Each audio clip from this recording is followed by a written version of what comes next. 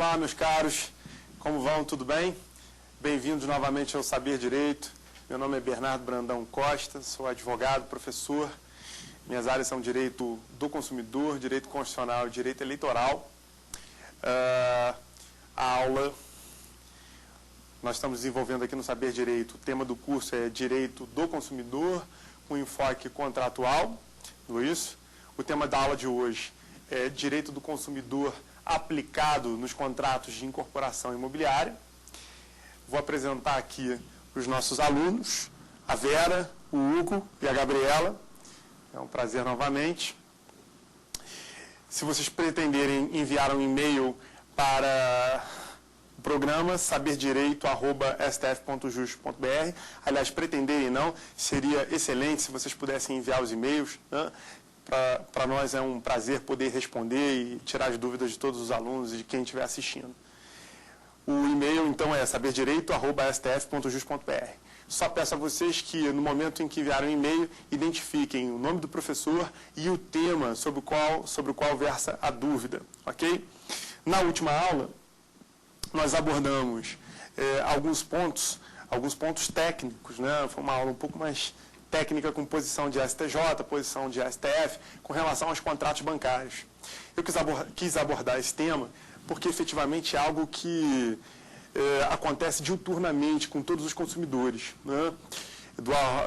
De uma ponta a outra, nós celebramos relações de consumo com bancos, né? Cartões de crédito, empresas administradoras de cartões de crédito, financeiras, etc. O tempo todo, né? Faz parte da própria natureza da relação de consumo ter esse viés, né, financeiro. Então, nós abordamos esse tema, discutimos sobre o posicionamento do STJ, sobre o posicionamento do STF sobre anatocismo, sobre a comissão de permanência, os encargos que são cobrados pelas instituições financeiras. Fomos brindados também com algumas perguntas dos nossos queridos alunos, no sentido de esclarecer alguns elementos importantes dessas relações. Muito bem. A aula de hoje, nós vamos abordar a questão da aplicação do Código de Defesa do Consumidor às relações com as incorporadoras de imóveis, construtoras e incorporadoras de imóveis, ou seja, com os contratos imobiliários. Perfeito? Então, a ideia aqui hoje é nós batermos um papo, nós discutirmos alguns temas, né? Esclarecermos alguns pontos sobre a questão dos contratos celebrados com as incorporadoras de imóveis. É muito pertinente, me parece, né? É muito pertinente o tema, porque atualmente nós temos uma quantidade de empreendimentos imobiliários enorme, há uma elevação da qualidade de vida no Brasil, principalmente nos grandes centros, uma estruturação em virtude de acontecimentos como a Olimpíada e Copa do Mundo, pelo menos a priori, né? Há uma corrida, uma elevação no preço dos imóveis, uma quantidade de crédito em decorrência de crises financeiras na Europa e nos Estados Unidos. Os investimentos foram destinados ao Brasil, muitos investimentos. Hoje, lendo uma revista sobre o tema essa semana, descobri que o Brasil é o terceiro país no mundo em investimento atualmente. Ou seja, a quantidade de recursos que está sendo injetado no país é muito grande e isso, obviamente, gera riqueza, gera circulação de riqueza, gera muita relação de consumo. Então, as construtoras, as incorporadoras, vêm criando uma série de empreendimentos. E, obviamente, a situação financeira do brasileiro melhorando, e essas relações jurídicas começam a ser travadas diuturnamente. Há hoje uma facilitação nos financiamentos bancários, né? Em alguns bancos públicos se tornou mais fácil pegar financiamento, hoje se tem mais recurso, né, para poder comprar imóvel. Então, de uma maneira geral, esses contratos, eles vêm sofrendo um efeito multiplicador, né? Vêm se multiplicando a título de progressão geométrica. E por isso, me parece ser relevante, tem especial relevância, o comentário sobre esse tema. Muito bem. Nos contratos que nós celebramos de incorporação imobiliária, o que é que pode acontecer? Qual é o papel do consumidor? Qual é o papel do fornecedor? Qual é a responsabilidade que tem o construtor? Qual é a responsabilidade que tem o incorporador? nós temos aqui, né, uma multiplicidade de situações. Mas eu vou abordar os temas pontualmente. Imaginem que eu me dirija a uma determinada construtora, uma determinada incorporadora, porque na prática não vai fazer muita diferença, né? A construtora vai montar o imóvel, vai estruturar o imóvel e a incorporadora vai definir as unidades e depois vai fazer a revenda para os consumidores. Então, vou até uma dessas incorporadoras, né, promover um contrato de compra e venda de imóvel. Muito bem. A primeira pergunta é, o CDC se aplica a esses contratos? Se aplica ou não? Se aplica. Tá? Entendimento pacífico na doutrina e na jurisprudência é que o Código de Defesa do Consumidor se aplica nos contratos imobiliários, sem qualquer tipo de problema. Ok? Se aplica tanto em relação ao construtor quanto em relação ao incorporador. Há alguns elementos que devem ser observados. Vou dar aqui algumas dicas, né, e, ao mesmo tempo, falar de algumas hipóteses, algumas situações que podem acontecer nesse ínterim. A primeira dica que o consumidor tem que observar é o seguinte. Nesses contratos de incorporação imobiliária, obviamente o fornecedor está numa posição de primazia em relação ao consumidor. O consumidor já é vulnerável de antemão. Então, partindo dessa premissa, e partindo da premissa que esses contratos são todos contratos de adesão e que a maioria das construtoras estabelece as cláusulas no mesmo sentido, né, com o mesmo objetivo, nós podemos verificar nesses contratos algumas irregularidades. Tá? A primeira questão que me vem à mente quando falo de contrato de incorporação, contrato de construção de imóvel, etc., é a questão do direito de decaimento, da hipótese de decaimento. Né? O que significa o decaimento aqui? Vamos imaginar, entrei na construtora para comprar um imóvel, e esse imóvel me foi financiado em, vamos botar aqui, em 100 prestações. Tudo bem? Foram aproximadamente 100 prestações. Vamos botar aí uns 10 anos aproximadamente. Tudo certo? Perfeito. Vamos imaginar que num determinado momento, eu venha a inadimplir esse contrato. Ok? Acabei inadimplindo o contrato, junto com a construtora. Qual é a consequência desse inadimplemento? O que é que os contratos com as construtoras vão dizer? Não todos, mas uma boa parcela deles. Né? Já vi isso acontecer algumas vezes, no caso concreto. Então, sem mencionar qualquer tipo de construtora ou incorporadora, mas sim a ideia de um contrato com essa hipótese, vamos imaginar que o contrato estabeleça o seguinte. O Hugo aqui comprou o imóvel, vamos me tirar do exemplo e colocar o Hugo comprou o imóvel, e comprou o imóvel em 100 parcelas. E aí ele deixou de pagar esse imóvel, né, ali na frente, e o contrato com a construtora diz o seguinte, que se ele deixar de pagar todas as parcelas que ele já tiver pago, se perderão ou serão perdidas em benefício do construtor. Né? A ideia aqui é a ideia de decaimento, ok? O que é o decaimento? É, na verdade, você perde as parcelas que você já pagou, ok? Porque você inadimpliu o contrato com a construtora. É possível isso acontecer? Será que é razoável permitir que o consumidor perca todas as parcelas que efetivamente já pagou em virtude de um inadimplemento, de ter ocorrido um inadimplemento no pagamento das demais parcelas? O que vocês acham?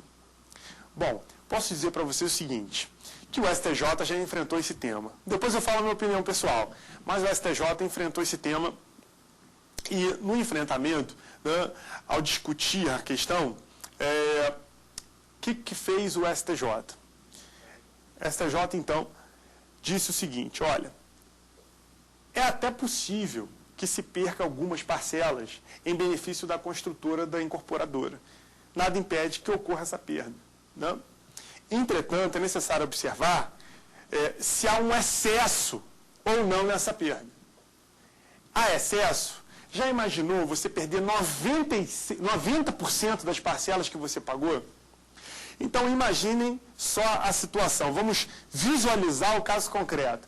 estou pagando as minhas parcelas religiosamente. Nunca atrasei, pago na data avançada, a construtora está construindo, está montando, né, estruturando o edifício, e eu estou ali pagando, permitindo assim a construtora que ela efetive, né, aquilo que se propôs. Quer dizer, estou cumprindo a minha obrigação.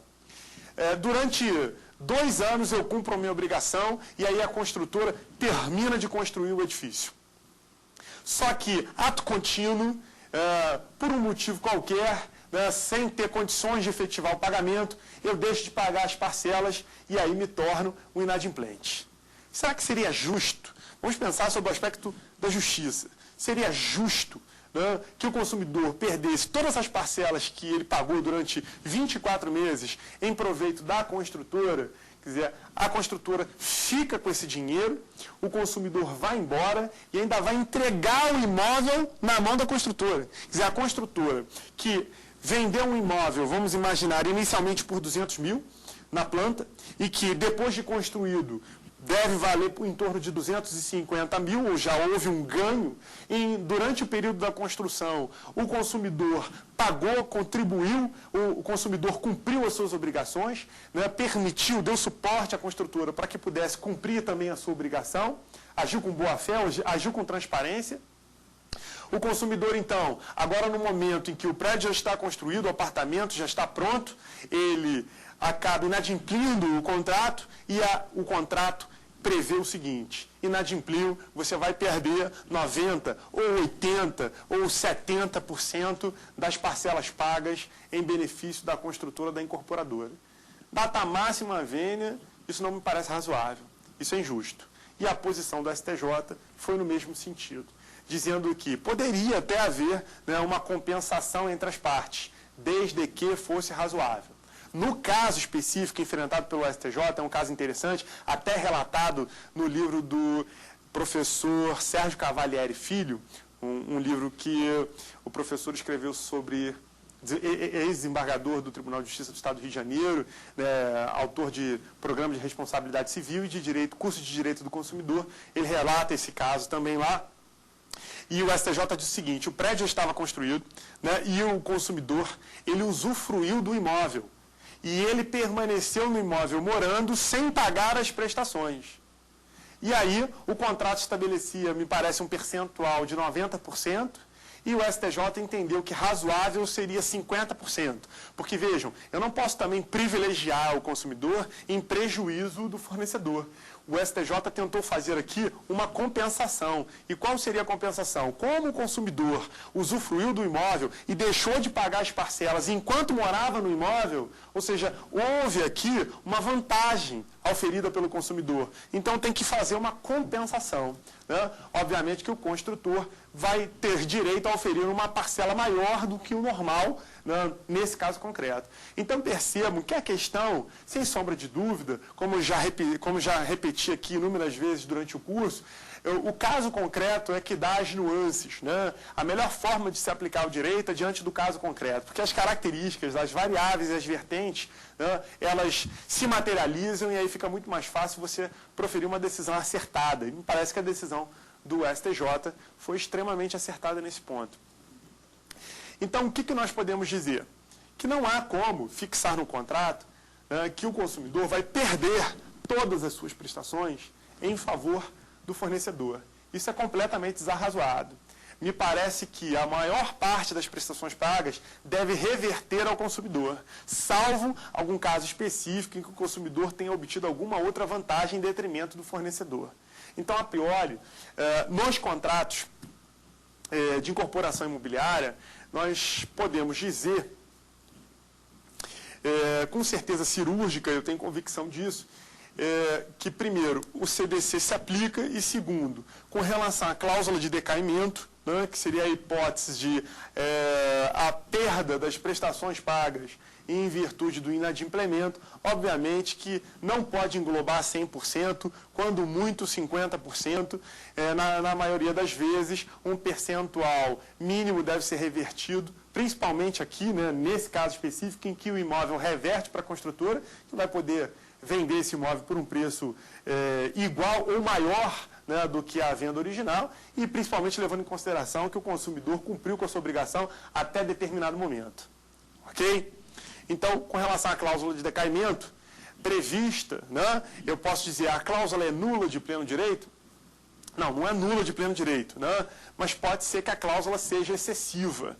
A cláusula é possível, pode haver a cláusula no contrato, mas ela pode ser revista quando excessiva. Tem uma situação interessante também enfrentada pelo STJ, também relatado pelo professor Sérgio Cavalieri Filho, em que ele diz o seguinte, que havia uma cláusula no contrato, né?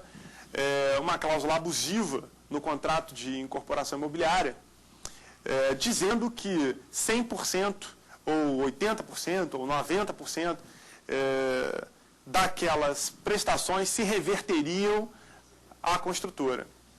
E o consumidor, o que fez? Fez uma notificação extrajudicial, notificou extrajudicialmente a construtora, dizendo que não concordava com aquela cláusula. E, posteriormente, o consumidor foi e assinou o contrato. E o STJ entendeu que aquela notificação extrajudicial teve uma especial interferência nessa circunstância, porque pode parecer que a cláusula foi aderida pelo consumidor, e que a cláusula estava clara, estava evidente, né, ali no momento da contratação, mas o consumidor, ao ter notificado antes, ele demonstrou que não concordava, mas que aderiu ao contrato porque não havia outra solução. Como eu mencionei para vocês, ou você assina o contrato e adere, ou então você não compra o imóvel. Quer dizer, fica uma situação muito complicada para o consumidor, né? No sentido de que, se ele não efetivar, se ele não assinar o contrato, ele não consegue celebrar negócio com ninguém. Então, o primeiro ponto aqui importante é a questão da cláusula de decaimento. Tá? Ela é válida, é possível ter cláusula de decaimento no contrato, não há problema, desde que essa cláusula não seja excessiva. Se for, a ideia é ir até o judiciário e rever a cláusula, né? Os termos dessa cláusula. Muito bem. Seguindo aqui,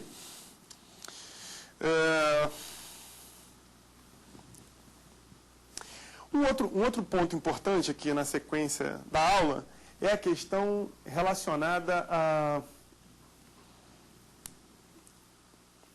à cobrança de juros durante a obra, né?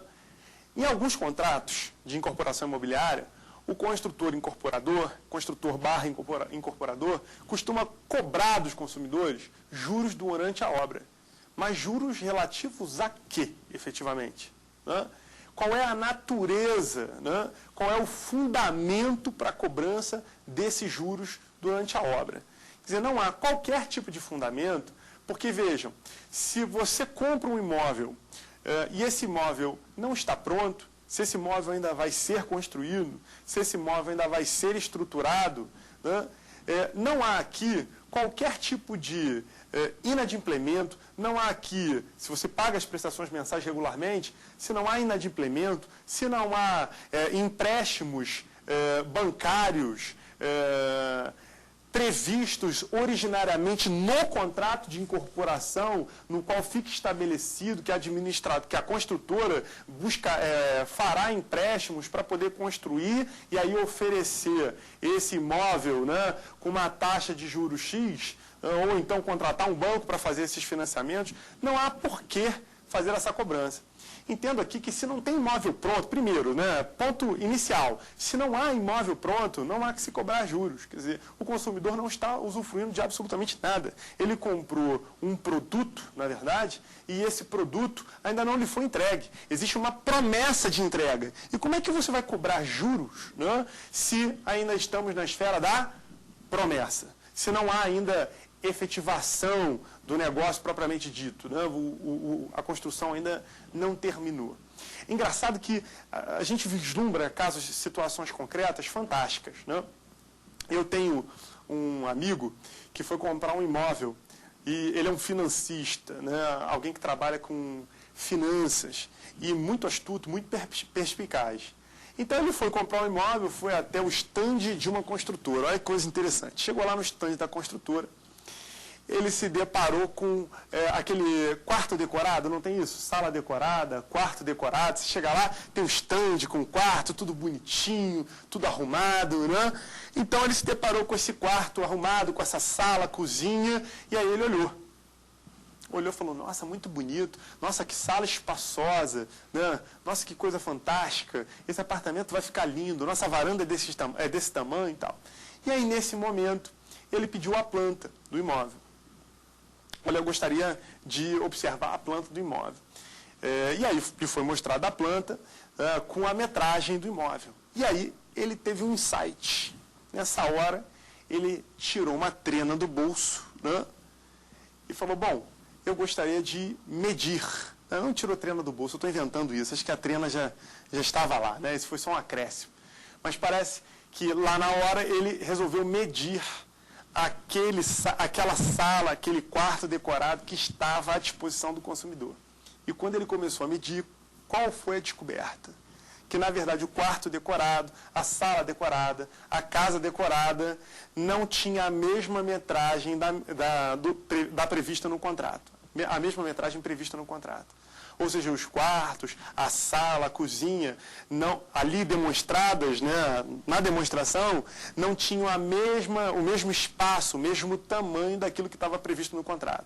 O que significa dizer que, na verdade, havia aqui, por parte da construtora, uma falha, né, uma falha grave no que diz respeito à boa-fé objetiva, à transparência e à confiança.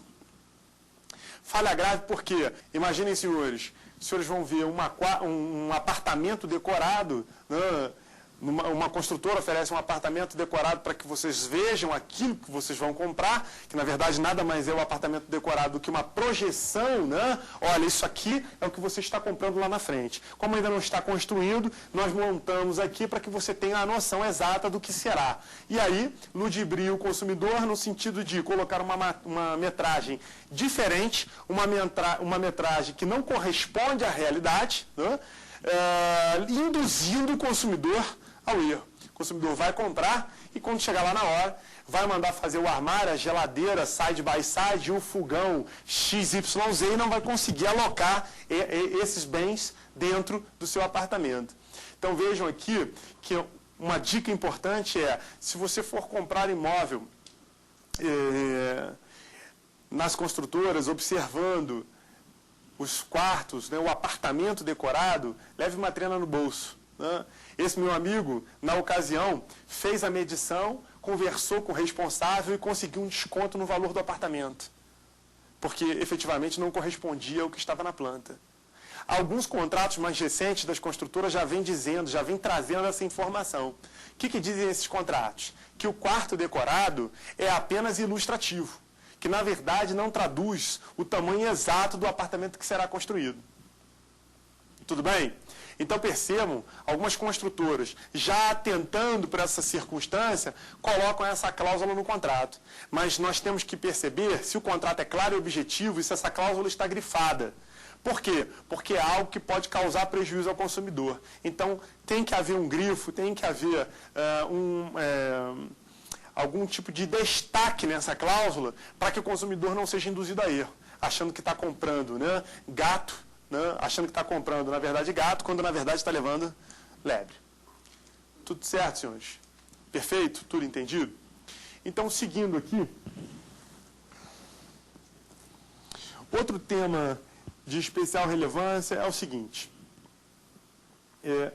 Nas obras que são realizadas, nos contratos de incorporação imobiliária, acontece muitas vezes da obra, depois de realizada, não trazer os elementos que foram prometidos. Daí a publicidade, né? Daí a importância da publicidade.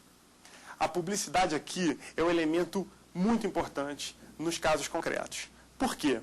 Porque a publicidade ela faz parte do negócio, ela é elemento integrador do negócio. Se você guarda os prospectos, se você guarda a publicidade, amanhã ou depois, lá na frente, quando você for discutir eventual falha na prestação de serviço, eventual acidente de consumo, né, vício no produto ou no serviço, você tem como, através da publicidade, fazer com que o fornecedor seja obrigado a cumprir aquilo que lhe foi prometido.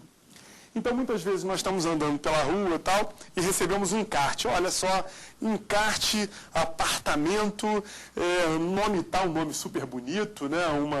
Um desenho bem bacana, tudo certinho, vem dizendo assim, olha, os apartamentos serão entregues com armários embutidos, com um piso, fala um piso bacana aí, Gabriela, porcelanato, né? Um porcelanato no chão, o banheiro vai ser todo daquelas pastilhas coloridas, né? Que ficam belíssimos nos banheiros. Então, são feitas promessas, mundos e fundos de promessas nos encartes publicitários. Mas quando você vai assinar o contrato de incorporação imobiliária, os contratos são omissos com relação a esses aspectos. Posso citar um aspecto aqui, um exemplo desse tipo de situação que pessoalmente aconteceu comigo, com um familiar. Não se trata de incorporação imobiliária, mas pode iluminar bem aqui a hipótese. A avó da minha esposa teve que ser submetida a uma cirurgia alguns anos atrás, já uma senhora idosa, né? E o plano de saúde se negou efetivamente a promover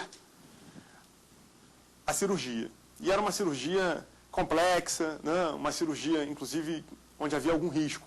E o plano de saúde se negou. E aí o Poder Judiciário foi acionado, o Poder Judiciário determinou que o plano de saúde cobrisse a cirurgia e etc. No dia da audiência, eu resolvi comparecer, né? Ir junto, acompanhar a audiência contra o plano de saúde. E no dia da audiência, me foi apresentado um contrato celebrado há mais de 30 anos atrás, um contrato com um papel branquíssimo, né, iluminado, onde constava a assinatura da minha cliente e constava também as obrigações da minha cliente e dentre as vedações estava exatamente a cirurgia que ela havia se submetido. Eu, olhando para aquele contrato novinho em folha, resolvi dar uma olhada na assinatura, né, para ver se a assinatura realmente era compatível. Pedi a carteira de identidade dela e ela me entregou a carteira de identidade. Eu comparei a carteira de identidade com a assinatura do contrato e qual não foi a minha surpresa ao verificar que uma assinatura não tinha qualquer relação com outra. Que, na verdade, o contrato que estava sendo apresentado ali era um contrato falso. Né? Pedi para extrair peça para o Ministério Público para apurar eventual ilícito criminal, na hipótese. Né? Fiz lá a notícia crimes judicialiforme. E percebi, né, a má-fé aqui da prestadora de serviços no sentido de apresentar um contrato que trazia uma série de prejuízos ao consumidor naquela relação, contrato esse falso. Na outra via, o mais interessante disso tudo foi que essa senhora me trouxe uma pasta, essas pastas de plástico, e dentro dessa pasta ela tinha todas as propagandas que foram entregues a ela há 30 anos atrás, quando ela celebrou o contrato com a prestadora de serviços de saúde. E o contrato antigo, né, os folders, dizendo que ela teria direito à cirurgia X, Y, Z, né, andar de avião, passear de helicóptero, como se fazia nos comerciais de plano de saúde antigamente. E ela trouxe todos esses elementos. E esses elementos eram indiscutíveis, né? Davam o direito para ela. Então, aquele contrato, efetivamente, não teria, ainda que aquele contrato fosse um contrato verdadeiro, aquele contrato, efetivamente, não seria oponível à minha cliente, naquela hipótese, exatamente por quê? Porque as publicidades que foram ventiladas à época diziam exatamente o oposto. E a publicidade é a parte integrante do contrato, e a publicidade obriga o fornecedor. Portanto, nessa circunstância, nessa situação, a publicidade teve uma influência enorme.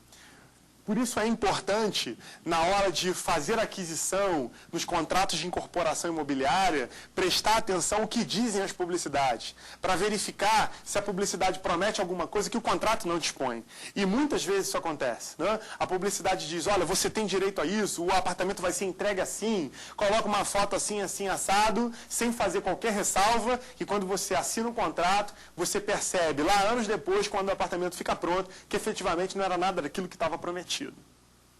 Perfeito? Vocês entenderam o que eu acabei de dizer? Muito bem. Um outro ponto importante aqui, nessas relações, nesses contratos de incorporação imobiliária, onde são aplicadas as normas de consumo, as normas do CDC, é a ideia de responsabilidade. Né? Responsabilidade. Vejam, no CDC, nós temos a criação de um instituto denominado Garantia Legal. Não sei se já ouviram falar dessa garantia legal e dessa garantia contratual.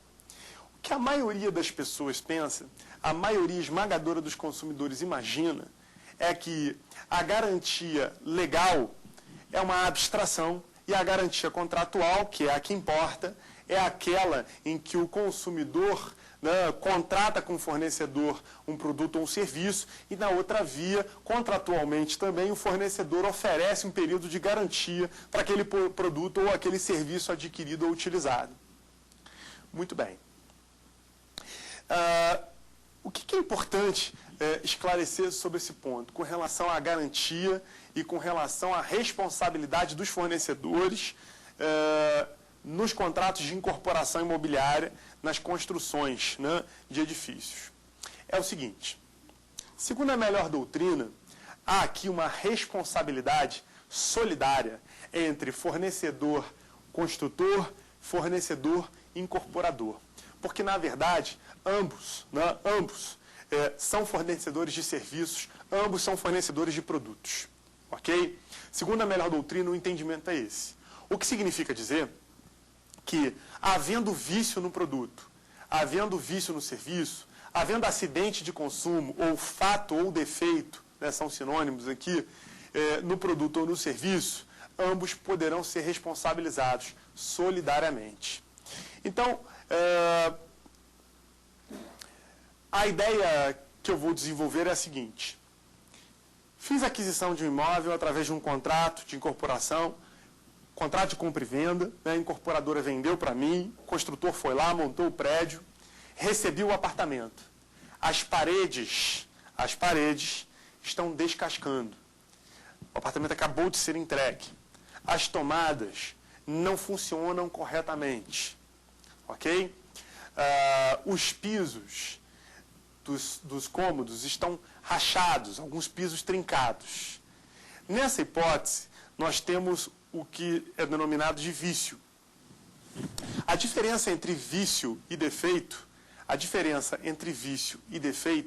que são os problemas que podem ocorrer com produtos e serviços no mercado de consumo, nós denominamos, né, ou melhor, a lei denomina vício ou defeito. Normalmente, se acontece algum problema, né, eu estou aqui com o meu celular deu um problema, eu viro para a Gabriela e digo, Gabriela, meu celular está com defeito. Falo para a Vera, Vera, minha tela não funciona, está com defeito meu celular. Mas, na verdade, não se trata de defeito. A lei, quando vai nominar, quando vai dar nome aos problemas que podem ocorrer com produtos e serviços, a lei não chama de defeitos. A lei chama de vícios ou defeitos. Mas o que seriam os vícios? O que seriam os defeitos? Na verdade, os vícios seriam falhas na qualidade ou na quantidade. Então, imagine o seguinte, se o meu celular aqui não está acendendo a tela, você do outro lado pode estar imaginando que se trata de um defeito, mas não é um defeito, se trata de um vício. O vício é um problema de qualidade ou um problema na quantidade de produtos e serviços. O que é o defeito, então, professor?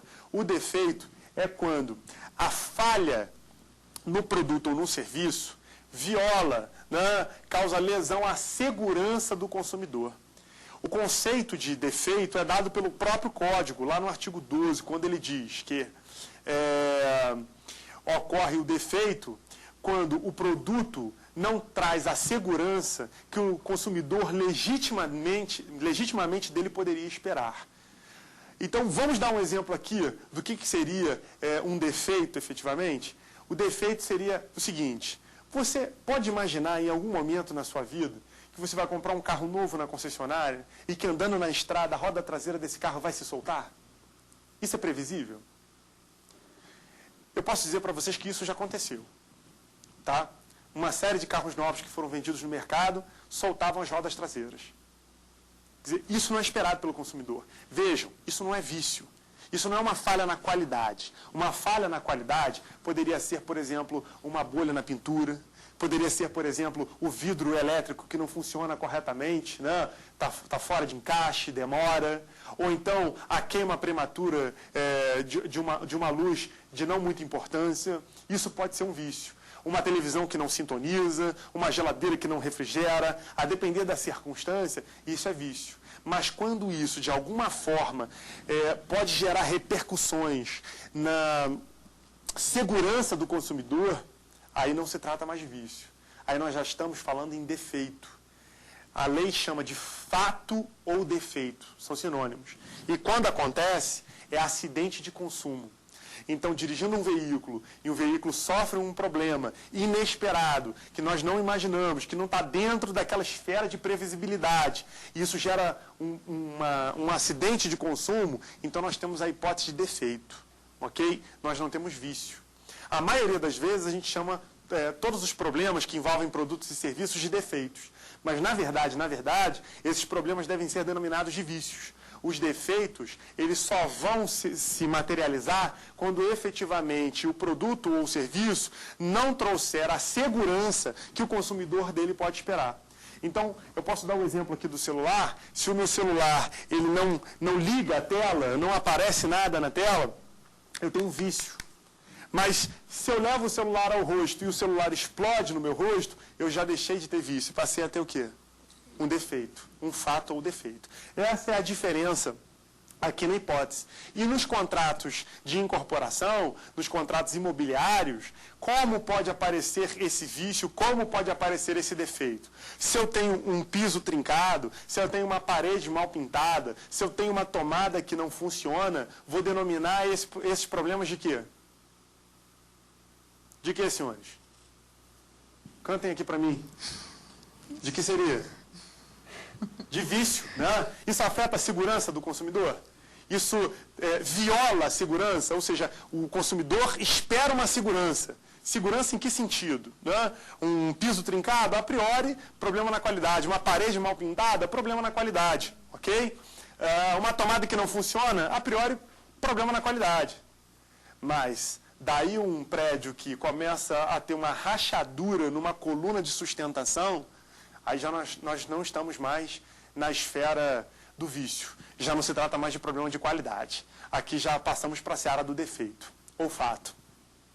Importante dizer que, desse contexto, o fornecedor de construções, de edifícios, de prédios, né, de casas, enfim, as construções, os incorporadores e os construtores, eles vão responder solidariamente. Ou seja, tanto um quanto o outro respondem pelo todo. Né? Tanto nos casos de vício, quanto nos casos de defeito. Ambos podem ser responsabilizados. E o mais interessante de tudo, quando você adquire um bem, o fornecedor diz para você, estou outorgando ou estou lhe entregando contratualmente, melhor, né, uma garantia, e essa garantia é de 1 ano, de 2 anos. É o que nós denominamos de garantia convencional ou então garantia contratual. É a garantia fornecida pelo fornecedor. Fornecedor é quem vai entregar a garantia, ou seja, durante aquele período de 1 ano, durante aquele período de 2 anos, se houver algum problema, se houver algum vício, se houver algum fato, algum defeito no produto ou no serviço, o fornecedor ele está comprometido, ele se compromete, né, a resolver o problema. A questão é que o código, muito além disso, né, o código vai muito além disso. Daí a relevância que esse código tem no nosso país. Né? Uma lei copiada por outros países de primeiro mundo, dada a especialidade, o aprimoramento, dada a excelente técnica legislativa e a visão, né, que esses juristas tiveram na elaboração do código. O código estabelece que a garantia legal, ela existe independentemente da garantia contratual. Que a contratual é apenas um complemento à garantia legal. O que significa isso? Significa o seguinte, que pelo código, os produtos devem ser adequados, produtos e serviços devem ser adequados, devem ser eficazes, os produtos e serviços devem ser seguros. Os produtos e serviços devem ter todas as características necessárias para que o consumidor saia não só satisfeito, mas incólume, protegido. Tudo bem? Então, a garantia de durabilidade, de adequação, de segurança, enfim, é uma série de garantias. Nós vimos isso no capítulo da Política Nacional das Relações de Consumo. Vocês lembram disso? Né? Os produtos, o Estado deve velar pela adequação dos produtos, né? Pela adequação, pela durabilidade dos produtos e serviços fornecidos no mercado de consumo. Ou seja, nós temos que ter produtos e serviços compatíveis com a ideia de consumo, tá? Em todos os aspectos. Perfeito. Então, vejam, quando o código diz que a garantia contratual ou convencional é complementar à legal, isso significa dizer o seguinte, que uma existe independentemente da outra. Ou seja, existe uma garantia legal, que significa, que diz, que nos informa que os produtos devem guardar todos os elementos necessários para assegurar adequação, segurança, durabilidade, enfim, todos esses elementos que nós já citamos. E de outra, a garantia contratual fornecida apenas pelo fornecedor. É o fornecedor que entrega, que, através de contrato, se compromete a resolver eventual problema, eventual vício ou defeito no produto ou no serviço. Tudo bem. Ponto nodal aqui é descobrir da onde eu conto a garantia legal, da onde eu conto a garantia contratual. A garantia contratual, se existente, começa no momento em que é travada a relação. Eu comprei um produto, né, ou adquiri, lá, me utilizei de um serviço, aí no momento, né, em que eu celebrei o contrato, a partir dali se iniciou a minha garantia, a garantia contratual. Segundo o melhor entendimento, né, entendimento da doutrina, entendimento do Superior Tribunal de Justiça, inclusive, nós temos aqui uma garantia legal que começa a ser contada apenas após o prazo término, né, o término do prazo, melhor, da garantia contratual. Como assim, professor? Ainda não consegui captar a ideia, não. Quer dizer, então, que, por exemplo, o fornecedor te vendeu um produto. Esse produto tem uma garantia de 2 anos. Se ele tem uma garantia de 2 anos, então, durante 2 anos, o fornecedor se compromete a resolver qualquer problema que ocorra com o produto ou com o serviço. Isso. E não no momento que encerra a garantia. Não é no momento que encerra essa garantia contratual que aí acabou, eu não tenho para quem reclamar? Não. Segundo o entendimento esposado pelo STJ, né, e que capta perfeitamente, né, o espírito da lei do consumidor, essa garantia legal de adequação do produto, do serviço, ela só começa a ser contada a partir do momento em que termina a contagem do prazo da garantia contratual. Quer dizer, se eu comprei uma geladeira hoje, dali a 1 ano, a minha garantia contratual termina, ela acaba. No momento que a minha garantia contratual acaba, dali para frente, se ocorrerem vícios ou defeitos, eu posso reclamar? Posso ou não? Posso ou não posso? Posso. Quer dizer, a lei, o Código de Defesa do Consumidor, vai me permitir reclamar, ainda que a garantia contratual tenha se encerrado. Quando, na verdade, termina a contratual é que começa a contar a garantia legal. E garantia legal, os prazos para que você acione os fornecedores, né, são prazos bem razoáveis. Por exemplo, se for um acidente de consumo, então imaginem, comprei um veículo, o veículo tem 1 ano de uso e 1 ano de garantia. Terminou a garantia. Terminada a garantia, período de 1 ano, passou, ultrapassado esse período, de repente, estou na estrada, deixa eu bater na madeira, né? Estou na estrada, né, a caixa de marcha quebra. Vou para o Poder Judiciário e consigo provar, através de perícia, que havia um defeito de fabricação, né, um defeito de projeto, e não, aquilo não se deu em decorrência do uso. Pergunto, posso acionar o fabricante de veículos? Posso ou não? A garantia contratual era de 1 ano, passou, terminou a garantia contratual, depois de 1 ano de uso, a caixa de marcha quebrou, foi feita uma perícia em sede judicial, o período chegou à conclusão que havia uma falha de projeto na construção do câmbio. A minha pergunta é, houve acidente de consumo, sofri as consequências desse acidente e quero saber se eu posso ainda assim, terminado o prazo da garantia contratual, acionar o fornecedor. Posso ou não posso? Posso. E ainda vou dizer mais, eu tenho 5 anos para fazer isso. 5 anos contados do fato gerador, ou seja, do dano que foi causado ao consumidor, da ciência do dano, segundo o artigo 27 do CDC. Então, percebam que a garantia legal prevista no Código de que o produto tem que ser adequado, eficiente, durável, seguro, essa garantia ultrapassa o prazo da garantia contratual. Ela só começa a ser observada depois que a garantia contratual termina. Não que você não possa exigir as regras do direito do consumidor durante o período de garantia contratual. Você pode também, ok? Você pode exigir as regras previstas, os direitos consagrados no CDC durante o período da garantia contratual. Não só pode pedir durante o período da garantia contratual, como pode pedir depois. Um outro exemplo de prazo, eu dei aqui o prazo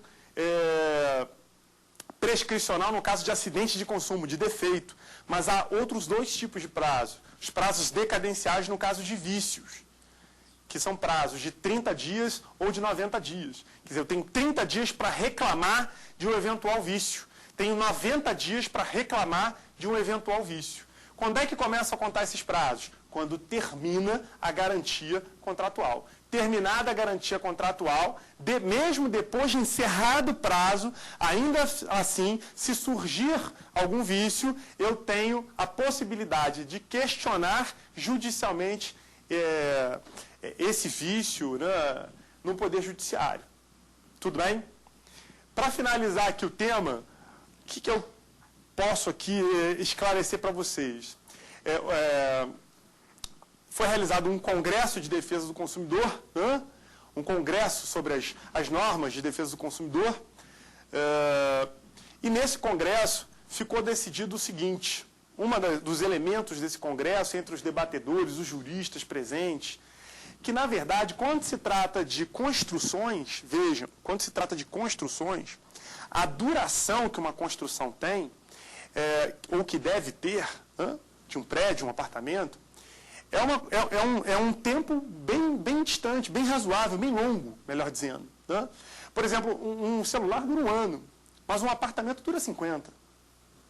Tudo bem? Se não durar mais. Nós temos prédios bem conservados que duram mais do que isso, 50, 60 anos. Então, qual foi a conclusão?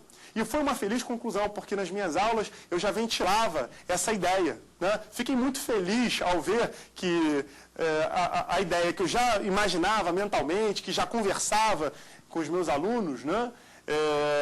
Foi consagrada num Congresso de Direito do Consumidor. Fiquei muito feliz com isso. A tese foi no seguinte sentido, que se um imóvel é construído, e o construtor, o incorporador, dá uma garantia para você de 5 anos, terminado o prazo de garantia contratual, começa a garantia legal, de adequação do produto ou do serviço. Mas vamos imaginar que 15 anos depois do término do prazo de garantia contratual, vejam bem, aparece uma rachadura enorme numa das colunas principais do edifício. A minha pergunta é, mesmo 15 anos depois, será que eu poderia acionar, de alguma maneira, essa construtora por um defeito no produto? Ou esse prazo de 15 anos já foi o suficiente para impedir, né, é suficiente a impedir qualquer atividade minha no sentido de verificar, de detectar e responsabilizar os autores, o construtor e o incorporador da obra? O que vocês acham? A pergunta para vocês, para a gente finalizar e passar as perguntas efetivamente. No Congresso eles chegaram à seguinte conclusão: eu não posso limitar o tempo de uma construção. Eu não posso dizer que só se acontecer 3 anos, 4 anos depois, é que é possível questionar um defeito em uma construção, um vício em uma construção. Porque, vejam, a construção ela é dotada de um elemento importantíssimo: durabilidade. A construção, por natureza, é inerente a ela, né? É inerente à própria ideia de projeto, de estrutura e etc. Durabilidade. Então, o Congresso chegou à seguinte conclusão, que ainda que se passe, no exemplo, tá? O exemplo é meu aqui, 15 anos, 20 anos de construído edifício, se você verifica que há ali uma falha no projeto, uma falha na construção, e isso gera um prejuízo, um acidente de consumo, ainda assim, depois de todo esse tempo, é possível responsabilizar o incorporador, é possível também responsabilizar o construtor. Isso é muito interessante, vale a pena procurar informações sobre esse tema, porque realmente é um avanço no que diz respeito à interpretação da ideia de garantia legal. Tudo bem, gente? Então vamos lá às perguntas. Diga, Vera. E no caso de atraso na entrega, o consumidor tem direito à indenização? Sem sombra de dúvida, né? O consumidor tem direito à indenização se há atraso na entrega. Agora, é importante visualizar um outro aspecto aqui. É possível que no contrato, já vi isso em alguns contratos de incorporação imobiliária, o próprio fornecedor fixa prazo de atraso. Então ele diz assim, é possível que na entrega do imóvel haja atraso de até 6 meses. Quer dizer, aí ele já está prevendo contratualmente e está dizendo para o consumidor, o que é razoável. Olha, é possível que haja um atraso, mas eu não vou ultrapassar 6 meses. Agora, se esse atraso ultrapassa 6 meses, aí você já imaginou? Você se organizou para casar, né? Ou então você já tinha acertado com o locador do seu imóvel e sair do imóvel para ir morar no que você adquiriu, você organizou a sua vida financeiramente de forma a ingressar, já fez o contrato com o marceneiro que vai fazer os móveis para o apartamento. Quer dizer, tudo isso, entre outros elementos, são mais que suficientes no sentido de imputar ao fornecedor um dever de indenizar, porque, obviamente, vai ser gerado um prejuízo para o consumidor, né? Casa, eu acho que é o que a gente mais quer na nossa vida, sempre, né? E não pode ter essa pretensão frustrada, por mais que a construtora tenha lá os seus fundamentos, a não ser que seja alguma coisa realmente extremamente relevante, um fortuito externo, né? Uma tempestade, né? Um desastre natural que impeça efetivamente de cumprir a obrigação naquele prazo. Muito bem. Senhores, então nós abordamos aqui os contratos de consumo relacionados às incorporações imobiliárias, né? Os contratos imobiliários, incorporador, o construtor, há vários outros elementos. Eu procurei bater em alguns pontos relevantes, alguns pontos do nosso dia a dia, até para eu gerar uma identidade, né, com vocês, para que vocês entendam e não fique apenas uma questão somente técnica, a ponto de só pessoas que têm formação em direito entenderem o que eu venho falando aqui. Então, procurei bater de forma mais inteligível, né, mais palatável. Gostaria de pedir a vocês, por gentileza, enviem os e-mails fazendo perguntas, saberdireito@stf.jus.br. Vai ser um prazer responder todas elas. As demais aulas você acessa no youtube.com/saberdireitoaula. Convido a vocês a assistirem todas as outras aulas, foram um total de 5 aulas, né? E a assistir também os demais programas. O Saber Direito Responde, o Saber Direito Debate. youtube.com, né, /Saber Direito Responde, Saber Direito Debate. Quero agradecer muitíssimo a atenção de todos vocês, né, agradecer a paciência, tudo de bom, que Deus esteja com vocês.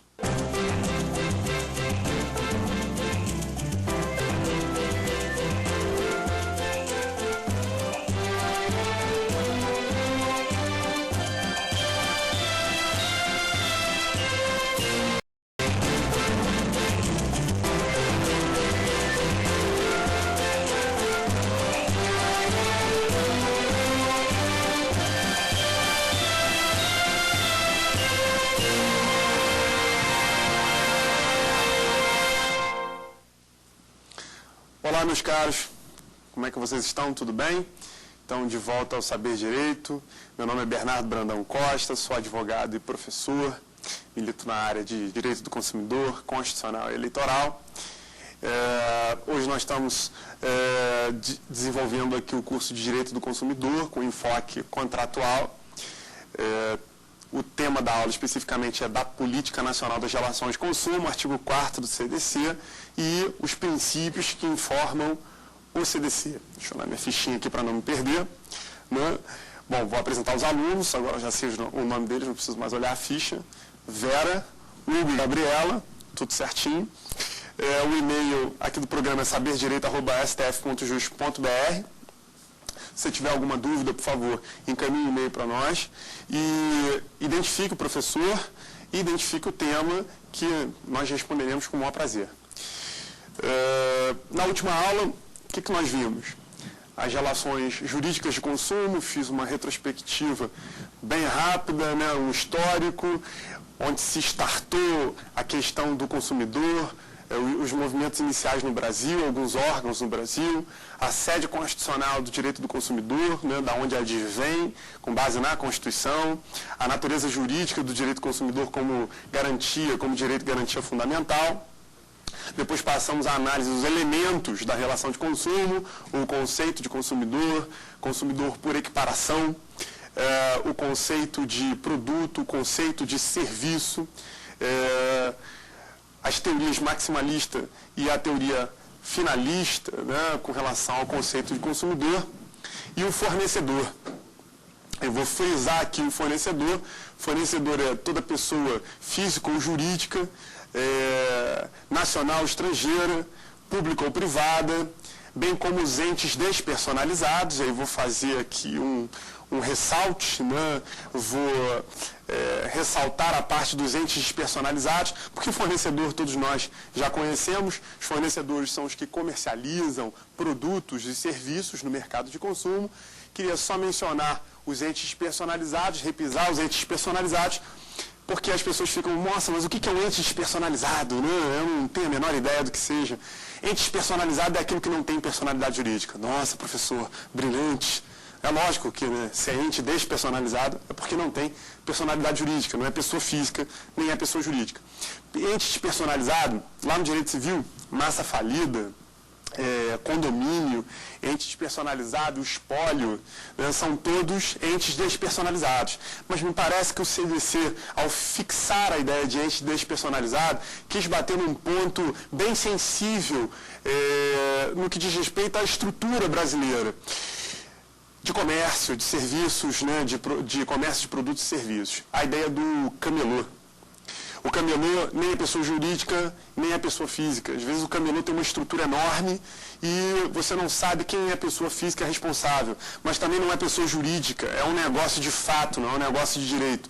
Você chega ali, não tem CNPJ, não tem nota fiscal, né? Se tem a nota fiscal é um recibo de papelaria, e ainda assim nós temos que considerar que ali são travadas relações, porque o que nós temos de camelô no Brasil é um negócio absurdo. Fica parecendo que é só no Brasil, né? Mas você andando lá, perto da Torre Eiffel, em Paris, você se depara lá com os camelôs vendendo aquelas torres. Tem em todos os lugares, mas especialmente no Brasil. No Brasil você vê uma quantidade grande. E muitas relações jurídicas são travadas. Como acionar esses entes despersonalizados? Como atingir esses entes personalizados se a lei exige, na hipótese, que as partes envolvidas no processo tenham personalidade, ressalvadas as hipóteses previstas em lei, como é o caso da massa falida, condomínio e espólio. Então aí o CDC foi e excepcionou o ente despersonalizado aqui, especificamente o camelô. Há outras hipóteses, tá? Mas a principal aqui, eu diria, é a figura do ambulante. O ambulante que faz a venda e aí podemos ter um acidente de consumo, podemos ter um vício no produto, um vício no serviço. E aí nessas hipóteses, obviamente, o código está dando suporte aos consumidores para que possam acionar esses fornecedores, ainda que desprovidos de personalidade. É a figura do ente despersonalizado.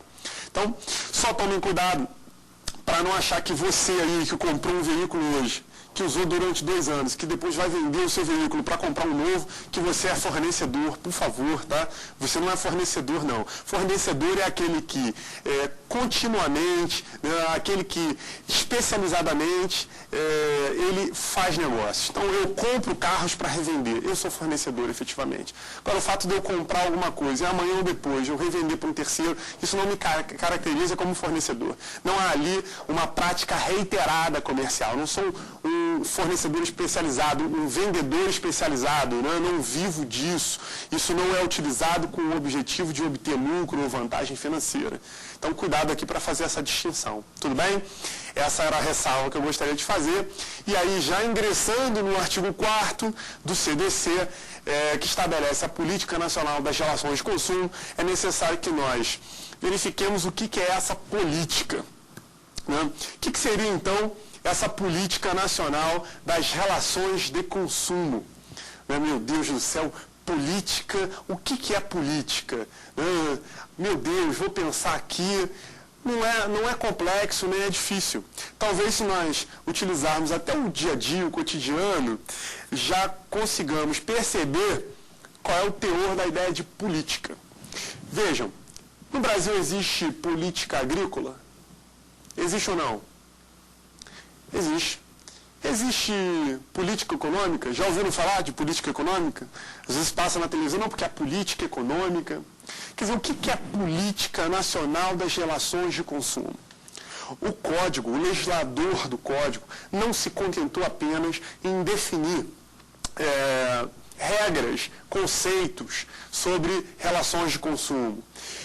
O legislador do Código, ele procurou estabelecer, na forma do que exigiu a Constituição, uma obrigação para o Estado, né, e uma obrigação também aos particulares, a depender da hipótese, no sentido de fixar diretrizes que devem ser cumpridas a fim de que o consumidor seja efetivamente defendido e protegido. Então vejam que não basta apenas o consumidor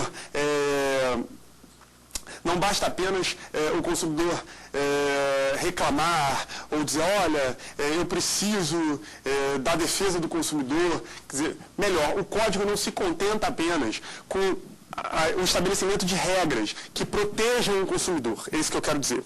Na verdade, o Código determinou que o Estado tem um dever, quer dizer, um atuar. Na verdade, o Estado não vai quedar-se inerte. O Estado ele deve fazer, implementar medidas. Então, o Código não definiu apenas regras de proteção. Ele determinou um ônus para o Estado, como eu já havia falado no início da primeira aula. E esse ônus foi delimitado através dessas políticas.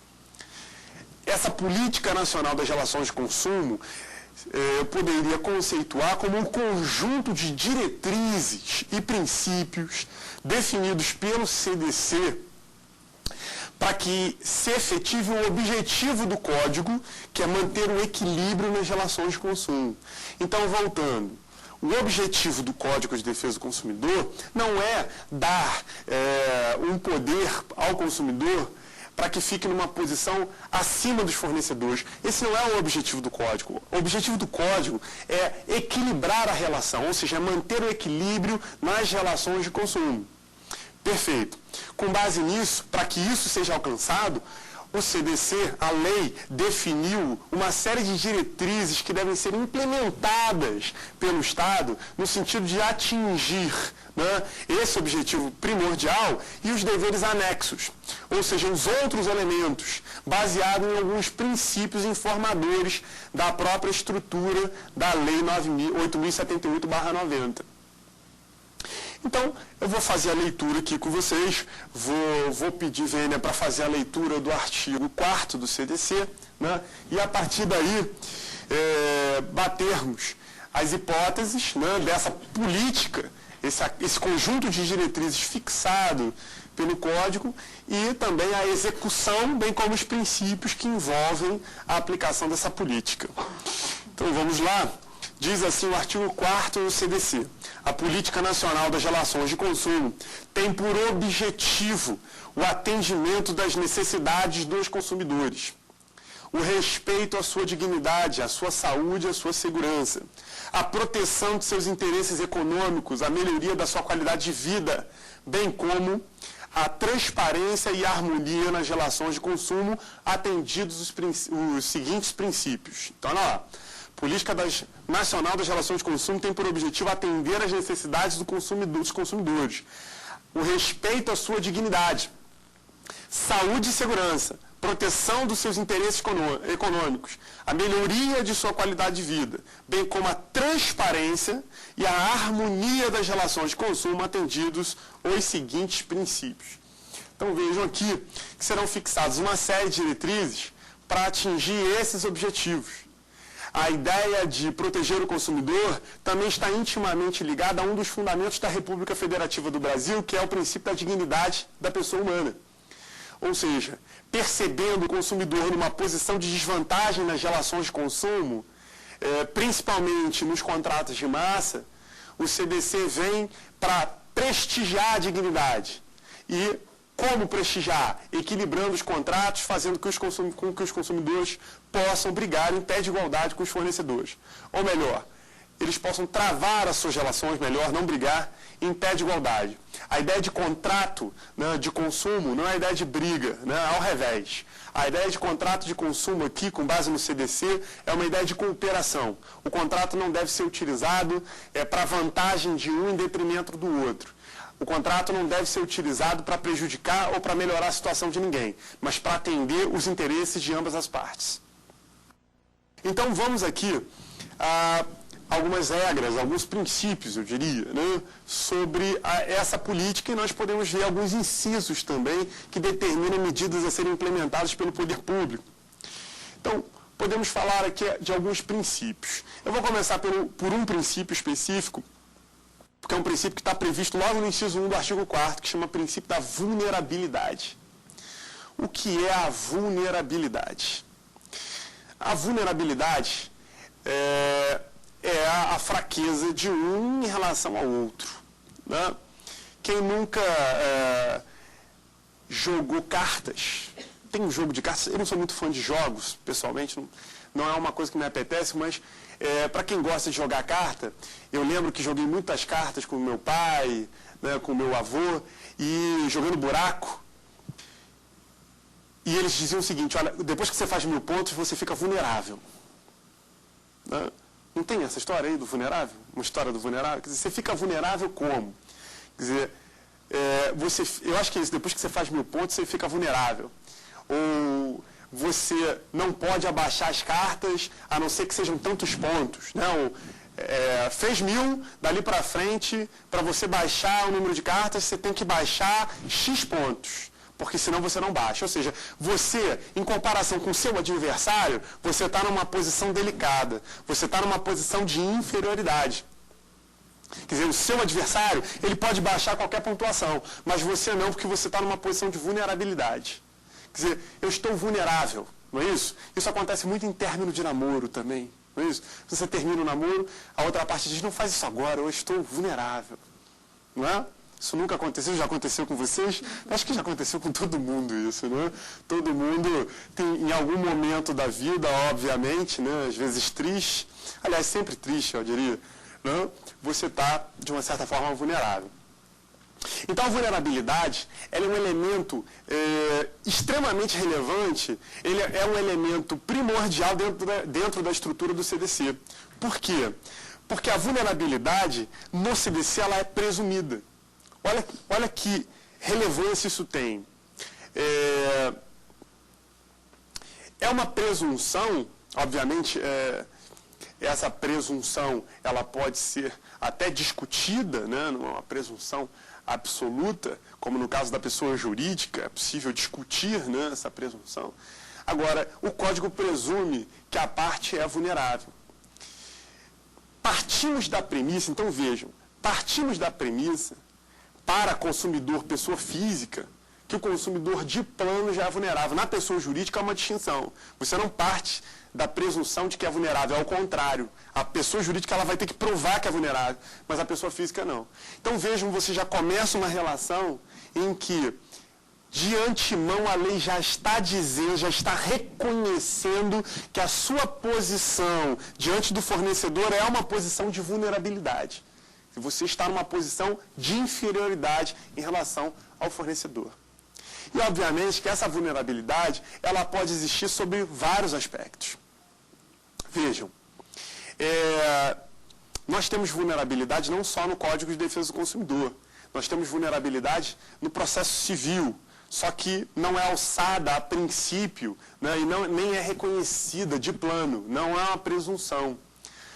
Nós sabemos que nos processos, processo civil, enfim, né, no âmbito do Poder Judiciário, existe uma vulnerabilidade, obviamente. Existe uma vulnerabilidade grande, muitas vezes.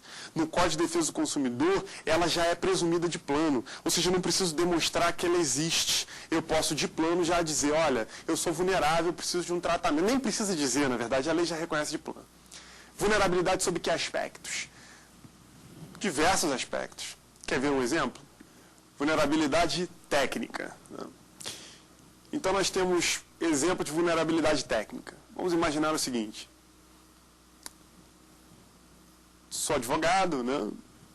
Ainda assim, não conheço todas as matérias de direito, que seria, na minha opinião, impossível, né?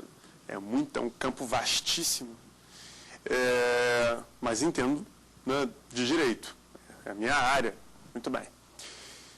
Mas não entendo absolutamente nada de eletricidade. Então, como aconteceu no Rio de Janeiro há um tempo atrás, os funcionários de uma determinada concessionária de energia elétrica começaram a visitar as residências. E, ao visitar as residências, esses funcionários informavam aos consumidores, né, aos clientes, o seguinte, olha, o seu relógio está com problema. A bobina de ignição queimou o resistor. Você entendeu o que eu disse? Eu também não vou poder explicar porque eu não sei nem do que se trata. Está dando para perceber? Quer dizer, a bobina de ignição, né, da rebimboca, posso até fazer um acréscimo aqui, da rebimboca da parafuseta, né, queimou. Quer dizer, tecnicamente falando, eu não tenho menor conhecimento sobre isso.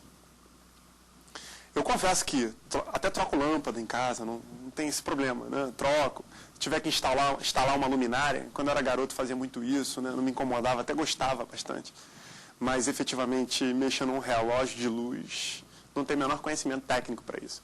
Quer dizer, o que o técnico da concessionária me disser, me disse, porque eu não tenho a menor chance de contestar isso. Ou seja, tecnicamente eu não estou habilitado a discutir.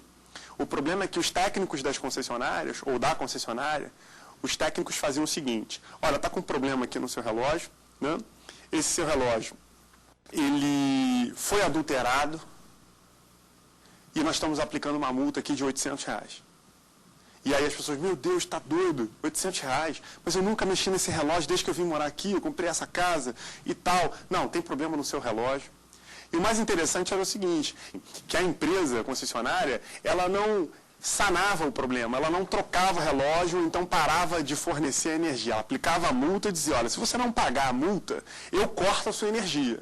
Então, o consumidor, ela pagava a multa, mas a energia continuava sendo fornecida. Ora, se a concessionária de serviço público verificou que há uma ilicitude, que houve ali um furto de energia ou algum tipo de violação, né, do marcador, e a concessionária aplica uma multa por isso, o consumidor paga a multa e a concessionária continua fornecendo a energia, né, sem tomar nenhuma atitude posterior, isso significa das duas uma, ou uma incompetência enorme da concessionária, né, ou então que não há problema nenhum e essa atitude foi no sentido apenas de encher os cofres de multa, coagindo os consumidores a pagarem essas multas em 24 horas sob pena de corte, né? E depois os consumidores que se sentissem lesados, que se socorram do Poder Judiciário para tentar reverter essa situação.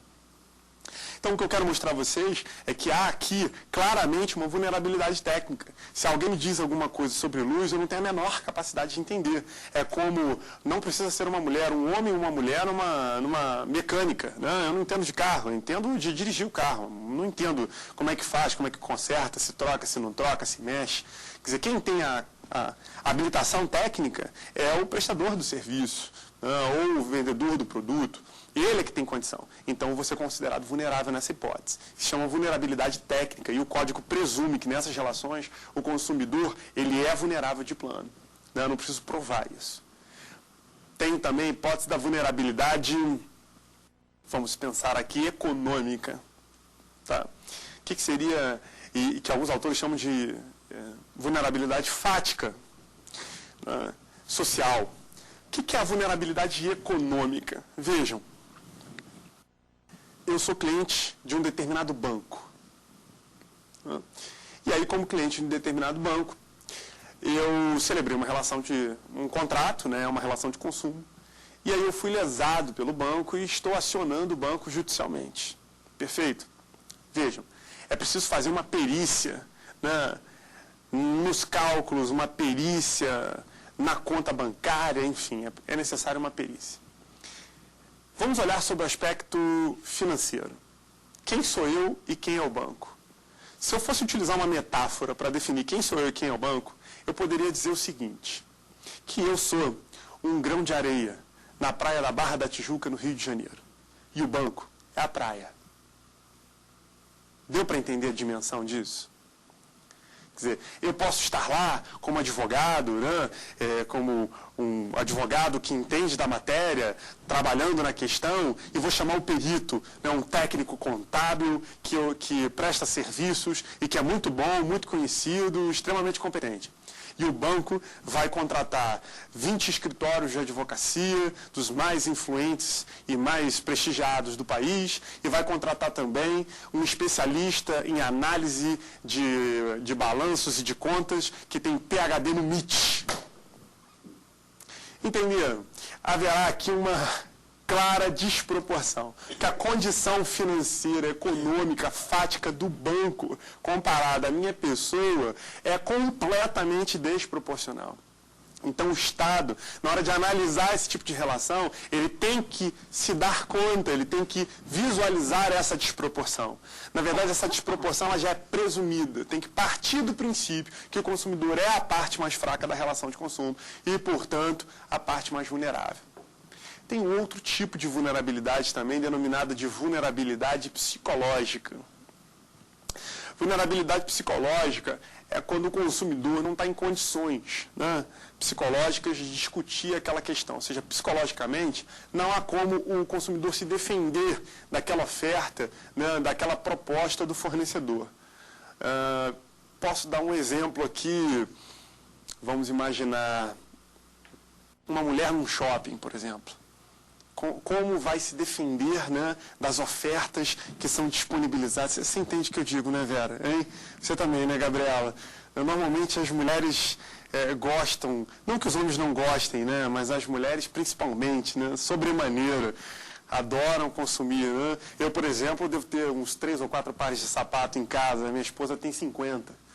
Você vê que eu com 3, 4 pares me sinto extremamente satisfeito com isso. Mas ela com 40 ou 50 está sempre disposta a comprar novos pares, né, para, vamos dizer, aumentar, né, a quantidade ou, enfim, aumentar a multiplicidade, as cores, né, os feitios, enfim. Então, é difícil. Essa aqui é uma brincadeira, né, uma brincadeira com as mulheres. Nem todas são consumidoras, por favor, não me levem em ponta de faca. Vou dar um exemplo mais claro de psicológico. Já passou mal? Já se sentiu mal, assim, fisicamente? Foi para o hospital? Já, lógico, todo mundo já teve um problema dessa natureza. Quando você está no hospital passando mal, e o fornecedor diz para você assim, olha, eu até te atendo, mas você tem que assinar uma nota promissória, ou então uma duplicata. Não, uma duplicata não seria o caso, um cheque calção e uma nota, ou então uma nota promissória. Você assina? Você assina, meu amigo, até o seu atestado de óbito. Para você ser atendido, você assina qualquer coisa. Então vejam aqui que a questão é de natureza psicológica mesmo. Você não está em condições, né, físicas, você não está em condições psicológicas de discutir ali se é ou se não é, se está certo, se está errado. Você se submete de pronto, em virtude da necessidade, em virtude da condição em que você se encontra.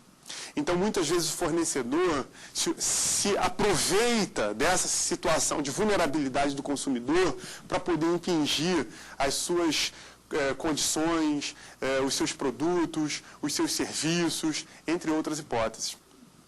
Pode ver situações como, por exemplo, a venda casada, mas a venda casada com aspecto psicológico. Quando você chega ao banco, né, e os funcionários de banco são treinados para fazer isso, infelizmente, né, não é culpa dos funcionários de banco propriamente ditos, mas do próprio banco, são treinados para quê? Para empurrar nos consumidores todo tipo de serviço possível e imaginário. Então você chega ao banco e diz assim, olha, eu estou aqui estourado, pelo amor de Deus, no cheque especial, eu tenho que pagar o colégio da minha filha, eu estou, meu Deus, eu não sei mais o que eu faço, estou girando no cartão de crédito, no rotativo, e eu preciso que você aumente um pouco o meu cheque especial, senão esse mês eu não vou conseguir fechar. Aí o gerente de banco se aproveita dessa situação e diz assim, olha só, não tem problema não, você pode fazer o seguinte, compra um título de capitalização aqui, ou então um seguro de vida, que aí eu aumento o seu cheque especial. Quer dizer, na verdade, o fornecedor está se aproveitando da condição psicológica em que se encontra o consumidor para empurrar para ele serviços e produtos. Então, essa ideia de vulnerabilidade é uma ideia, assim, a priori dentro do CDC. É um princípio que ilumina todas as regras do CDC. Ou seja, ao olhar para uma relação de consumo, eu parto da premissa, do pressuposto que o consumidor é a parte mais fraca da relação. Tudo bem, gente? Tudo entendido? Então, vamos fazer aqui uma leitura desse inciso 1 e de algumas hipóteses previstas no inciso 2. Então, diz assim, um dos princípios da Política Nacional das Relações de Consumo é reconhecimento da vulnerabilidade do consumidor no mercado de consumo. 2. Ação governamental no sentido de proteger efetivamente o consumidor. Então, olhem, ação governamental no sentido de proteger efetivamente o consumidor. O Código está determinando à administração, ao governo, que tome medidas no sentido de proteger, mas não é proteger formalmente o consumidor, é proteger materialmente o consumidor. Ou seja, efetivamente, no caso concreto, na realidade. E aí, o inciso 2 estabelece as formas que o poder público vai utilizar para poder promover essa defesa. 1. Por iniciativa direta, atuando diretamente no mercado de consumo. Por incentivos à criação e desenvolvimento de associações representativas. O Estado dizendo o seguinte, olha, vamos incentivar, vamos criar uma linha de financiamento, uma linha de empréstimos no BNDES para que os consumidores possam se reunir através de associações. Então nós vamos disponibilizar recursos para a compra de imóveis, onde vai funcionar a sede da associação, ou para um cartão, para comprar um mobiliário da associação. Quer dizer, há várias formas de promover esse incentivo. Letra C, pela presença do Estado no mercado de consumo. O Estado ele está presente no mercado de consumo nas 3 posições. O Estado ele é fiscal do cumprimento da lei, o Estado ele é consumidor, porque o Estado consome efetivamente, e o Estado também é fornecedor. O Estado também fornece. Lembre que no conceito de fornecedor está, toda pessoa física ou jurídica, pública ou privada, o que significa dizer que o Estado também fornece. Letra D, pela garantia dos produtos e serviços com padrões adequados de qualidade, segurança, durabilidade e desempenho. É isso? Então, os produtos que são colocados no mercado de consumo, tem que haver uma fiscalização do Estado e tem que haver aí uma determinação no sentido de evitar que produtos incompatíveis com o consumo possam ser colocados no mercado. Então, há padrões de adequação, padrões de qualidade, padrões de durabilidade. Nós percebemos isso em alguns programas de televisão, em que ressalta-se lá a posição do Inmetro, no sentido de dizer, olha, papel higiênico tem que ter tantos metros, o pacote lá de biscoito tem que ser lacrado da seguinte forma, uma pilha tem que ter uma durabilidade de tanto tempo. Então, o Estado vai determinar esses padrões, os padrões necessários. E há outros órgãos que também determinam esses padrões. Nós temos o Inmetro, tem o Cometro e tem a ABNT, a Associação Brasileira de Normas Técnicas. Muito bem. O inciso 3 do artigo 4º diz a harmonização dos interesses dos participantes das relações de consumo e compatibilização da proteção do consumidor com a necessidade de desenvolvimento econômico e tecnológico, de modo a viabilizar os princípios nos quais se funda a ordem econômica, sempre com base na boa-fé e equilíbrio das relações entre consumidores e fornecedores. Muito bem.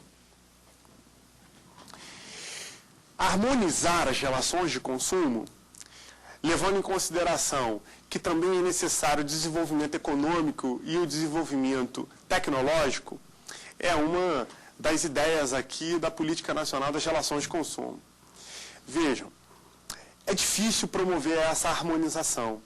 É complicado promover essa harmonização. Ao mesmo tempo em que os fornecedores estão se desenvolvendo tecnologicamente e precisam também de desenvolvimento econômico, o consumidor continua necessitando de proteção. Né? Muitas vezes até mais quando há esses desenvolvimentos. Vou citar um exemplo, tá? E a gente visualiza o que seria a harmonização nessas relações. O que seria a ideia de boa-fé, né, de transparência e equilíbrio nessas relações. Compatibilizar o desenvolvimento tecnológico, o desenvolvimento econômico com a proteção do consumidor. Já ligou para uma operadora de telefone? Operadora de telefonia, qualquer que seja, tá? Telefonia celular, telefonia fixa, tanto faz.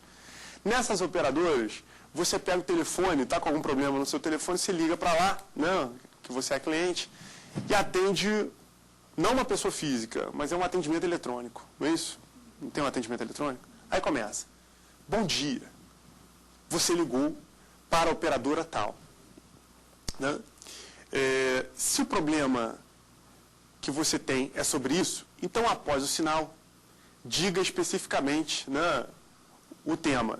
Atendimentos eletrônicos sem numeração, vou falar aqui, tá? Sem 1, 2, 3, 4, sem isso. Aquele atendimento que é só você falar. Após o bip, diga a sua solicitação e aí nós direcionaremos para o departamento correspondente. Então você pega o telefone, né?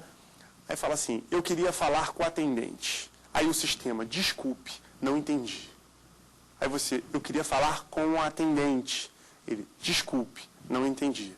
Esse sistema, isso você no telefone, 5 minutos, 10 minutos, aguardando, né, o sistema conseguir compreender o que você está dizendo. Sem falar que o desenvolvimento tecnológico aqui causa prejuízos muito maiores a pessoas que têm problema de dicção, por exemplo. Né? Pessoas que não conseguem pronunciar as palavras de uma maneira correta, de uma maneira acertada. Então, as pessoas que têm problema de dicção vão sofrer consequências graves, porque inicialmente esses sistemas não foram projetados para esse tipo de pessoas. Então, olha o prejuízo que isso pode causar. Quer dizer, um tempo extenso no telefone, pendurado, esperando para ser atendido, e aí vamos esbarrar num outro problema, que são os call centers. Quer dizer, essas empresas de telefonia, elas normalmente não têm dentro do seu quadro esses operadores de telemarketing, para que não haja aí um impacto, né, em matéria de relação trabalhista, de tributação, de custos, essas empresas terceirizam esse serviço e essas pessoas que operam telemarketing não pertencem à empresa, recebem um treinamento, normalmente um treinamento básico, quer dizer, enquanto isso o consumidor fica passando na mão de um, na mão de outro, na verdade é uma verdadeira via crucis até você conseguir um resultado favorável. Você fala com 20 pessoas diferentes, né, para resolver um problema que você encontra lá no seu telefone. É um problema de sistema, qualquer que seja um problema de fatura. Então vejam que para as empresas, por exemplo, de telefonia e outras, estou usando aqui as de telefonia, mas tem várias, inclusive pessoas jurídicas de direito público, né, utilizam. A Anatel, por exemplo, utiliza uma terceirizada para fazer esse serviço. Então vejam que os consumidores ficam numa situação difícil. Por quê? Porque não há aqui uma ordem, não há aqui gente especializada para fazer esse atendimento e isso gera, obviamente, muita divisa, né, para os fornecedores, economia de custos, mas em contrapartida, desarmoniza as relações de consumo na medida em que os consumidores vão sofrer prejuízos graves. Ou sabe-se lá, no mundo de hoje, com uma velocidade enorme, em que a gente tem que estar praticando os atos, né, quase que instantaneamente, que cada segundo é de extrema relevância, já imaginou, dentro desse contexto, você perder 20 minutos num telefone para resolver um mero problema com um prestador de serviço? Isso é inconcebível. Então, é nesse sentido que me parece incidir aqui a ideia de harmonização. Tudo bem, as concessionárias de serviço público, elas precisam aumentar os seus custos, as ações precisam melhorar os seus valores nas bolsas, né, e etc. Mas os consumidores também não podem ser deixados de lado. Tem que ser prestado um serviço de acordo com as necessidades dos consumidores. Então, me parece que o Estado poderia atuar aqui no sentido de harmonizar essas relações, sempre com base na boa-fé, sempre com base no equilíbrio dos contratos. Mas, como eu acabei de citar boa-fé, o que seria, então, essa ideia de boa-fé? Qual que seria a ideia de boa-fé? Alguém sabe o que é boa-fé? Sim? A câmera sabe o que é boa-fé? Lógico que sabe. Né? O que é a boa-fé? É bom comportamento, é honestidade. Né? O que é a boa-fé? É ser íntegro, é ser digno, honesto. Essa é a ideia de boa-fé. Só que a boa-fé é dividida em boa-fé subjetiva e boa-fé objetiva. Subjetiva é aquela boa-fé interna. Essa boa-fé interna é muito difícil de ser visualizada. Ninguém traz escrito na testa que é honesto e que é decente. Pelo contrário, no mundo que nós vivemos hoje, normalmente o que nós desconfiamos é que as pessoas que estão do outro lado, né, não estão agindo com a melhor das intenções. Via de regra é isso. Não sejamos aqui, não vou ser hipócrita de dizer, não, olha, sempre que eu me deparo com alguém, eu acho que a pessoa está cheia de boas intenções. A verdade, obviamente, não é essa. A verdade é que a gente está sempre desconfiado, né, de alguma coisa. Então,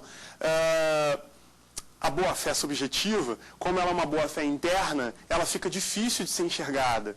Então, eu posso até acreditar, pela conduta, por exemplo, do Hugo, que o Hugo é uma pessoa que está ali no intuito de atingir, né?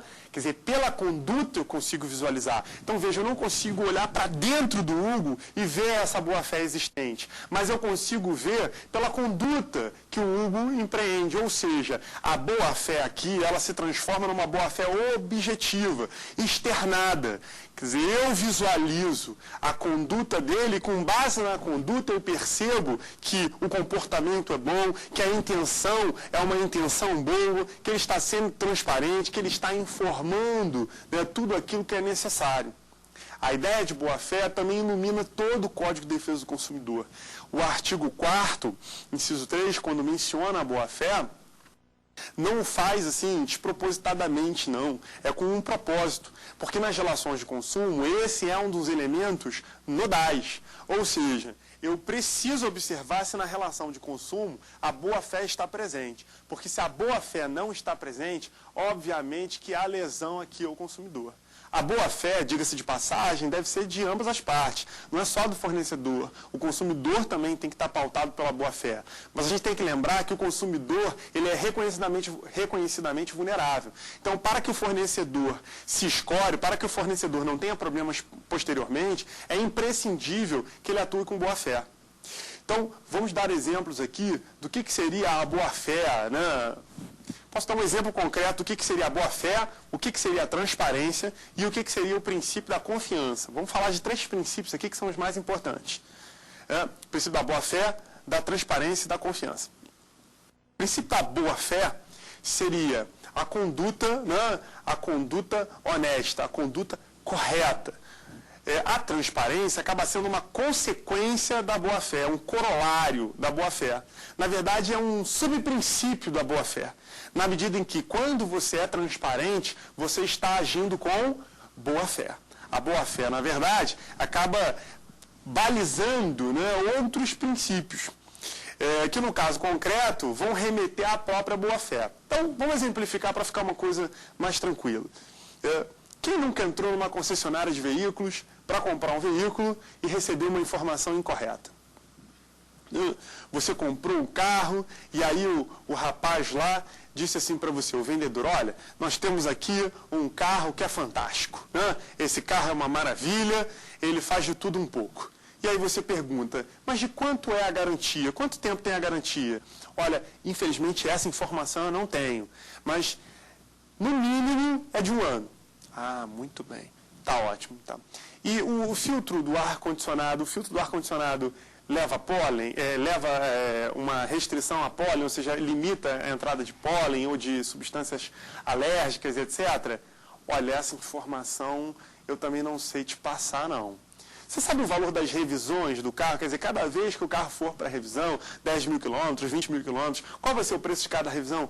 Olha, também essa informação eu não tenho como te passar, porque essas revisões... Ou seja, aqui parece que não há boa-fé. Por quê? O fornecedor não tem informação nenhuma. Ele não tem nada. Ele não tem nenhum elemento. Ou seja, ele não está sendo transparente. Ele pode conduzir você até fazer a compra com base na emoção, porque é emocionante comprar um carro novo. Né? Ninguém vai dizer que não é, até porque não se compra carro novo de 5 em 5 minutos. Concorda? Então, quando você chega lá para comprar um carro novo, é uma emoção. Normalmente você leva a sua esposa, leva o seu marido, leva o papagaio, leva a sogra, não é isso? Não, sogra não, né? Você leva a sua família inteira para fazer lá a compra do veículo. E aí, com base na emoção, você às vezes acaba comprando. Um dia, entrando numa agência de veículos, né, gostei de um determinado veículo e resolvi perguntar ao vendedor, né, quais eram as características, e dentre essas perguntei se o banco do veículo era de couro realmente, de couro natural. E aí o vendedor me disse o seguinte: olha, a parte onde você encosta, onde você recosta, apoia suas pernas, suas costas, né, é de couro natural. Mas as bordas do banco e a parte de trás do banco é de couro artificial. Né? E eu fiquei muito feliz nesse aspecto. Isso gerou para mim, olha, a ideia da confiança. Acabei fazendo a aquisição do veículo, porque isso gerou o elemento transparência, a boa-fé, no sentido da conduta, de trazer essa informação, de esclarecer pontualmente os elementos. Gerou no consumidor aqui no Bernardo Brandão uma confiança. Eu disse, olha, que ótimo, muito importante saber disso. Né? Pode parecer irrelevante, qual é a diferença, né? O couro é artificial aqui e o couro natural aqui. Talvez prática a diferença seja nenhuma, mas só o fato do fornecedor ter tido a transparência de dizer, isso gerou uma confiança muito grande no consumidor. E essa confiança que é gerada vincula o fornecedor. Então, as informações devem estar presentes, né? Deve haver a boa-fé, e a boa-fé se faz através da transparência. E através da transparência é gerada a confiança. Então, na verdade, esses três princípios, boa-fé, transparência, confiança, na verdade, são faces, né?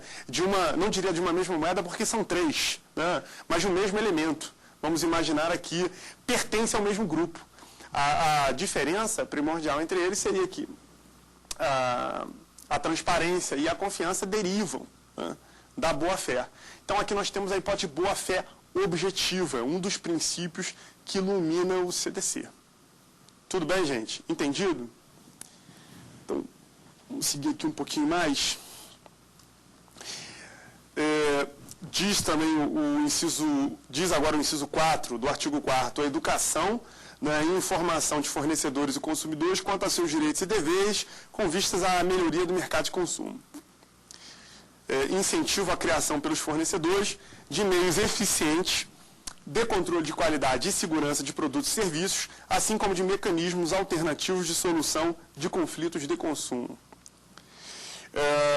Esse inciso 5 merece aqui uma observação, porque o Estado está dizendo que deve ser incentivada a criação de mecanismos pelos fornecedores alternativos a uma questão judicial, solução alternativa dos conflitos de consumo, era o que eu queria dizer. Como isso funciona? Lá no Rio tem uma concessionária de serviço público que faz isso. Aliás, eu não diria só a concessionária, há bancos também que fazem isso. Nós temos um órgão de proteção e defesa do consumidor, uma autarquia estadual chamada PROCON, no Rio de Janeiro, e dentro do PROCON, as empresas, os fornecedores, se associaram, fizeram, melhor, uma parceria, né, com os PROCONs, no sentido de, antes da questão ir parar no âmbito do Poder Judiciário, os consumidores podem tentar discutir com os fornecedores lá no PROCON mesmo. Então, o PROCON cedeu espaço, foram feitos compartimentos como se fossem cubículos, né, aquelas salinhas, e nessas salinhas estão os representantes dos fornecedores, e aí você chega lá, né, com uma questão, com uma reclamação, antes daquilo se transformar ou numa reclamação perante o PROCON ou num processo judicial, o que pode ser feito? Você entra na sala do fornecedor e tenta resolver isso administrativamente. Isso é um método alternativo para a solução de conflitos. Ou seja, não vamos levar isso para o judiciário, vamos tentar resolver isso aqui na esfera administrativa. Essa é uma das medidas aqui previstas no inciso 5. Incentivar. Como é que o Estado incentiva? Está aí uma autarquia estadual cedendo espaço, né? Cedendo seu espaço para que sejam colocados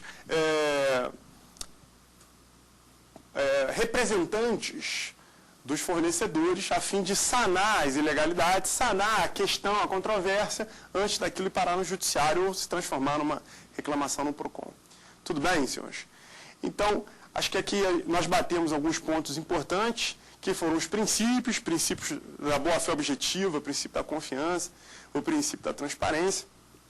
Vimos também a ideia de política nacional, né, o conjunto de diretrizes. Obviamente o tempo é escasso, não dá para a gente aprofundar demais, mas acho que os principais pontos, né, a ideia central foi alcançada. Então a gente passa nesse momento as perguntas dos alunos.